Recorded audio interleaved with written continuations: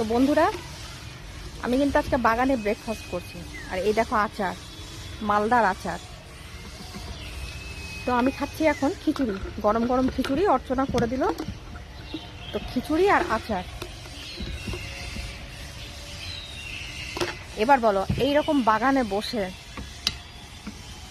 মানে সকালের চা থেকে ব্রেকফাস্ট, তাও আবার মাথায় ফুল গুজে, তোমরা কে কে পছন্দ করো আমার মতন? একদম পাতলা খিচুড়ি মুগ ডালের।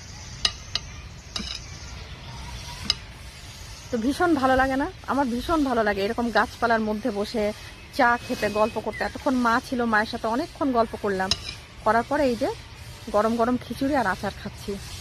তোমাদের কার কার ভালো লাগছে এরকম পরিবেশ? আর সত্যি বাগানটা এত সুন্দর, মানে বলে বোঝানোর মতন নাই। অবশ্যই কিন্তু কমেন্ট বক্সে জানাবে।